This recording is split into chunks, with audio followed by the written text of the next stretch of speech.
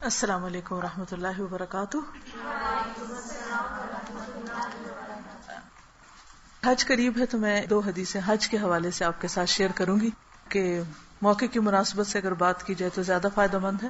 باقی حفاظت کی دعا میں انشاءاللہ جو اگلی دعا ہے اس کے بارے میں تھوڑا سا اگر ٹائم ہوا تو آپ ساتھ ہی بتاؤں گی آپ کو۔ نحمدہ ونصلی علی رسولہ الکریم، اما بعد فاعوذ باللہ من الشیطان الرجیم، بسم اللہ الرحمن الرحیم، رب اشرح لی صدری ویسر لی امری واحلل عقدۃ من لسانی یفقہوا قولی۔ یہ تو ہم سب کو معلوم ہے کہ حج ایک فرض عبادت ہے صاحب استطاعت لوگوں پر۔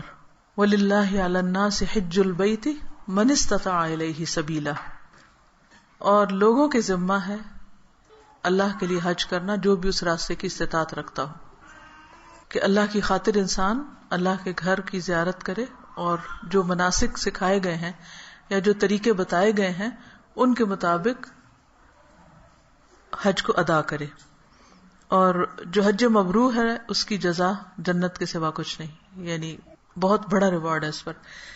لیکن حج میں بہت سے مناسک شامل ہیں یا بہت سی چیزیں شامل ہیں، تو ہر منسک جو ہے یا ہر ریچول جو ہے اس کا الگ الگ کتنا اجر و ثواب ہے وہ اس حدیث سے پتہ چلتا ہے، اور یہ حدیث ہے صحیح الترغیب والترہیب کی۔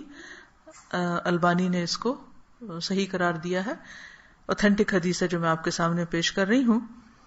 عربی کو میں چھوڑ کر صرف اردو پر آؤں گی۔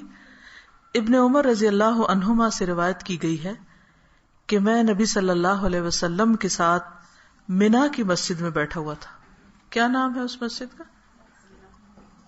مسجد خیف۔ یس، مسجد خیف۔ وہاں بیٹھا ہوا تھا تو آپ صلی اللہ علیہ وسلم کے پاس انصار میں سے ایک آدمی اور ثقیف میں سے ایک آدمی آیا۔ انصار تو مدینہ کے رہنے والے تھے اور ثقیف طائف کے رہنے والے۔ حضور صلی اللہ علیہ وسلم نے حج کب کیا؟ 10 ہجری کو، یعنی آپ کے اعمال میں تقریباً آخری عمل تھا، یعنی بڑے بڑے کام جو آپ نے کیے۔ اس کے بعد کوئی غزوہ نہیں، کوئی جنگ نہیں، یعنی آخری کام جو اپنے سارے مشن کو مکمل کرنے کے لیے کیا، اور آخری ملاقات جو سب کے ساتھ عرفات میں کی وہ حج تھا۔ حج کے بعد آپ کو معلوم ہے کہ عرفہ کے بعد پھر لوگ منا میں جاتے ہیں، تو منا کی مسجد میں نبی صلی اللہ علیہ وسلم بیٹھے ہوئے تھے تو 2 لوگ آئے، انہوں نے سلام کیا، پھر کہنے لگے اے اللہ کے رسول صلی اللہ علیہ وسلم، ہم آپ سے سوال کرنے کے لیے آئے ہیں، کچھ پوچھنے آئے ہیں۔ آپ نے فرمایا اگر تم چاہو تو میں بتا دوں کہ تم کیا پوچھنے آئے ہو۔ اس کا یہ مطلب نہیں کہ نبی صلی اللہ علیہ وسلم کو کوئی غیب کا علم تھا، اللہ تعالیٰ کی طرف سے وحی آتی تھی آپ پر، اور وحی کے ذریعے سب کچھ بتا دیا جاتا تھا۔ اور جو آخری حصہ تھا آپ کی زندگی کا، اس میں سب سے زیادہ وحی آئی، اس میں قرآن نہیں اترا لیکن قرآن مجید کے علاوہ اور بہت سی باتیں آپ کو بتائی گئیں۔ تو اگر تم چاہو تو میں تمہیں بتا دوں کہ تم کیا پوچھنے آئے ہو، اور اگر تم چاہو تو میں رکا رہوں اور تم پوچھ لو، تو میں اس پر بھی تیار ہوں۔ ابھی آپ کے سکھانے کا ایک انداز تھا تاکہ جو وہ پوچھیں اس پر جو آپ ان کو بتائیں اسے وہ یاد بھی رکھیں۔ ان دونوں نے کہا اے اللہ کے رسول صلی اللہ علیہ وسلم، آپ ہمیں بتائیے۔ ثقفی نے انصاری سے کہا کہ تم پوچھ لو، تو انصاری نے کہا اے اللہ کے رسول صلی اللہ علیہ وسلم، آپ مجھے بتا دیجئے۔ چنانچہ آپ نے فرمایا تم مجھ سے پوچھنے آئے ہو کہ تم گھر سے بیت الحرام کے ارادے سے نکلو تو اس میں تمہارے لیے کیا ثواب ہے، یعنی ہم بیت اللہ کیوں جائیں، اور طواف کے بعد 2 رکعت ادا کرو تو اس میں تمہارے لیے کیا ثواب ہے، اور صفا اور مروہ کے درمیان دوڑ لگاؤ تو اس میں تمہارے لیے کیا ثواب ہے، اور دوپہر کے بعد عرفات میں وقوف کرو تو اس میں تمہارے لیے کیا ثواب ہے، اور جمرہ کو کنکریاں مارو تو اس میں تمہارے لیے کیا ثواب ہے، اور قربانی کرو اور طواف افاضہ کرو تو اس میں تمہارے لیے کیا ثواب ہے۔ تو انصاری نے کہا اس ذات کی قسم جس نے آپ کو حق کے ساتھ بھیجا ہے، انہی کے متعلق میں پوچھنے کے لیے آیا تھا۔ تو اس حدیث سے آپ صلی اللہ علیہ وسلم کا نبی ہونا بھی ثابت ہوتا ہے۔ آپ صلی اللہ علیہ وسلم نے فرمایا جب تم اپنے گھر سے بیت الحرام کے ارادے سے نکلتے ہو تو تمہاری اونٹنی کوئی قدم نہیں رکھتی اور نہ اسے اٹھاتی ہے مگر اللہ تعالیٰ اس کے ساتھ تمہارے لیے ایک نیکی لکھ دیتا ہے، یعنی ہر سٹیپ پر ایک نیکی لکھی جاتی۔ اور تم سے ایک گناہ مٹا دیتا ہے. اور تمہارا آج کل کے دور میں اب اونٹنیاں تو نہیں ہیں، لیکن آپ یہ سمجھیں کہ گاڑی کا ایک پہیا گھومتا ہے یا جہاز ایک فٹ بھی آگے جاتا ہے یا اوپر کو اٹھتا ہے یا جو بھی فاصلہ انسان طے کرتا ہے، جو بھی اس کی آپ یوں سمجھے کہ وہ سٹیپس کو کاؤنٹ کر لیں یا میٹرز یا مائلز یا وٹ ایور. اور تمہارا طواف کے بعد 2 رکعت ادا کرنا ایسا ہے جیسے تم نے بنی اسماعیل علیہ السلام سے ایک گردن آزاد کر دی، ایک غلام آزاد کرنے کے برابر اس کا اجر ہے. اور تمہارا صفا و مروہ میں دوڑنا ایسا ہے جیسے 70 گردنیں آزاد کرنا، یعنی 70 لوگوں کو غلامی سے نجات دلانا. اور تمہارا دوپہر کے بعد عرفات میں کھڑے ہونا تو اللہ تعالیٰ آسمان دنیا پر نازل ہوتا ہے عرفہ کے دن. ہمارے ہاں عرفہ جو ہے وہ یعنی 9 ذی الحج سنڈے کو ہے، لیکن حقیقت میں اصل میں جو جس کو ہم عرفہ کا دن کہیں گے وہ کل ہے. اور 2 گھنٹے کا فرق ہے سعودی عرب سے یہاں. مثلاً وہاں پر اگر زوال ہوتی ہے 12 کچھ منٹ پر تو سمجھے کہ یہاں 2 کچھ منٹ پر ہوگی. یا ہمارے ہاں جب زوال ہوتی ہے تو اس کے پورے 2 گھنٹے کے بعد آپ اندازہ کر لیں. تو اس زوال کے بعد آپ اگر 2 بجے کے بعد اس نیت کے ساتھ آپ بھی دعاؤں میں شریک ہو جائیں، یعنی کہ نہ کوئی فرض ہے نہ سنت ہے نہ کسی بھی اعتبار سے، صرف اس لیے کہ اس وقت اتنے لوگوں کی بخشش ہو رہی ہوتی ہے، چلو ہم بھی شریک ہو جائیں اس میں. اور خاص طور پر استغفار کریں، کیونکہ اس وقت اللہ تعالیٰ دعائیں سن رہے ہوتے ہیں. تو اللہ تعالیٰ کے لیے کیا مشکل ہے، ہماری بھی سنیں گے انشاءاللہ. تو ایک تو یہ کہ روزہ رکھنا چاہیے، 2 سال کے گناہوں کا کفارہ ہو جاتا ہے. دوسرے یہ کہ اس وقت پھر دعائیں مانگنی چاہیے.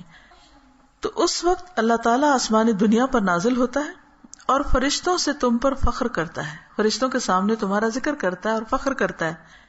فرماتا ہے کہ میرے بندے میرے پاس کھلے اور گہرے راستے سے پراگندہ حال آئے ہیں، جو میری رحمت اور جنت کے امیدوار ہیں. بس اگر تمہارے گناہ ریت کے ذروں یا بارش کے قطروں یا سمندر کی جھاگ کے برابر بھی ہوں تو میں انہیں بخش دوں گا، کتنے بھی گناہ ہوں. ان اللہ یغفر الذنوب جميعا. میرے بندو لوٹ جاؤ، تم بخشے بخشائے ہو، اور ان کی بھی مغفرت ہے جن کی تم نے سفارش کی. یعنی حاجی حج پر جاتے وقت جن لوگوں کی دعائیں ساتھ لے جاتے ہیں اور ان کے لیے بھی دعائیں کرتے ہیں تو اللہ تعالیٰ ان کی بھی قبول کرتے ہیں ان کی دعائیں مانگنے کی وجہ سے، خصوصاً بخشش کی. اور تمہارا جمرات کو کنکریاں مارنا تو تمہاری ہر کنکری مارنے کے بدلے ایک کبیرہ گناہ کو جو ہلاک کرنے والا تھا اس کی معافی اور کفارہ ہو جاتا ہے. یعنی ہر کنکری جو تم پھینکتے ہو اس کے بدلے میں ایک ایسا کبیرہ گناہ جو ہلاک کرنے والا تھا اس کی معافی ہوتی ہے. اور تمہارا قربانی کرنا تو یہ تمہارے لیے تمہارے رب کے پاس ذخیرہ ہو جاتا ہے. تمہارا سر منڈوانا تو ہر بال کے بدلے جو تم منڈواتے ہو ایک نیکی لکھی جاتی ہے اور تم سے ایک گناہ مٹا دیا جاتا ہے. اور اس کے بعد تمہارا طواف افاضہ کرنا، سو تم طواف کرتے ہو تو تمہارا کوئی گناہ باقی نہیں رہتا. اسی لیے کہتے ہیں کہ ایسے انسان ہو جاتا ہے جیسے ماں کے پیٹ سے پیدا ہوا. اور فرشتہ آتا ہے یہاں تک کہ وہ اپنے دونوں ہاتھ تمہارے کندھے پر رکھ کر کہتا ہے جو چاہے کرو، تمہارے گزشتہ گناہ سب معاف کر دیے گئے ہیں. تو گویا حج جو ہے دراصل گناہوں کے کفارے کا ذریعہ ہے. ایک اور روایت میں آتا ہے، یہ صحیح الجامع الصغیر کی روایت ہے، تم جب اپنے گھر سے بیت الحرام کے ارادے سے نکلتے ہو تو تمہاری سواری جو قدم رکھتی اور اٹھاتی ہے اللہ تعالیٰ اس کے ساتھ تمہارے لیے ایک نیکی لکھ دیتا ہے اور تم سے ایک گناہ مٹا دیتا ہے. اور تمہارا عرفات میں کھڑے ہونا تو اللہ تعالیٰ آسمان دنیا پر نازل ہوتا ہے اور فرشتوں سے تم پر فخر کرتا ہے. فرماتا ہے کہ میرے بندے کھلے اور گہرے راستے سے پراگندہ حالت میں آئے جو میری رحمت کے امیدوار اور میرے عذاب سے ڈرتے ہیں، جبکہ انہوں نے مجھے دیکھا نہیں، اور اگر دیکھ لیں تو پھر کیا حالت ہوگی. بس اگر تمہارے گناہ ریت کے ذروں یا دنیا کے دنوں، یعنی دنیا میں کتنے دن ہیں ہمیں تو اپنے نہیں پتا کہ ہم کتنے گزار چکے ہیں، تو جب سے دنیا بنی ہے دنیا کے دنوں کے برابر یا بارش کے قطروں کے برابر بھی ہوں تو میں انہیں تم سے دھو دوں گا. اور تمہارا جمرات کو کنکریاں مارنا تو یہ تمہارے لیے ذخیرہ ہو جاتا ہے. تمہارا سر کے بال منڈوانا تو ہر بال کے بدلے جو تم منڈواتے ہو ایک نیکی لکھی جاتی ہے. اس کے بعد تمہارا طواف افاضہ کرنا تو اس طرح تم گناہوں سے پاک ہو جاتے ہو جس طرح تمہاری ماں نے تمہیں جس دن جنا تھا. یعنی اس دن کی طرح. تو اس لیے حج ایک ایسی عبادت ہے جس کی تمنا اور خواہش ہر مسلمان کو رکھنی چاہیے، کیونکہ اگر کسی کے دل میں اس کی تمنا بھی نہیں اور وہ اس کے لیے تیاری بھی نہیں کرتا تو پھر ایک اور جگہ پر آتا ہے کہ پھر اللہ کو کوئی پرواہ نہیں کہ کوئی انسان یہودی ہو کے مرے یا عیسائی ہو کے مرے. مسلمان ہونا اس بات کا تقاضا کرتا ہے کہ انسان جب اللہ سے محبت کرتا ہے تو اللہ کے گھر سے بھی محبت کرے. آپ دیکھیں کہ جن لوگوں سے آپ محبت کرتے ہیں ان کے گھروں سے بھی محبت کرتے ہیں، ان کی بلانگنگ سے محبت کرتے ہیں، ہر چیز سے انسان پھر ایک عقیدت اس کی وابستہ ہو جاتی. تو اللہ تعالیٰ نے اس جگہ کو، اس گھر کو ایک بہت عزت کا مقام دیا ہے. ہمارے لیے بھی لازم ہے کہ ہم بھی اس کی عزت اور تعظیم کریں. یعظم من شعائر اللہ فإنها من تقوى القلوب. ہمارے اندر تقوی ہے یا نہیں، اللہ کا ڈر ہے یا نہیں، اس کا اندازہ کہاں سے ہوگا کہ ہمارے دل میں شاعر اللہ کی عظمت، بڑائی ہے یا نہیں، کہ اس گھر کو ہم کیا مقام دیتے ہیں اور وہاں جانے کو ہم اپنے لیے کیا حیثیت دیتے ہیں. تو چونکہ کل حج ہے تو اس مناسبت سے مناسب تھا کہ یاد دہانی بس ایک کرا دی جائے. اس سال تو رہ گیا، پر اللہ تعالیٰ ہم سب کو اگلے سال بار بار لے کر جائے. تو اللہ تعالیٰ ہمیں عمل کرنے کی توفیق دے. السلام علیکم ورحمۃ اللہ وبرکاتہ.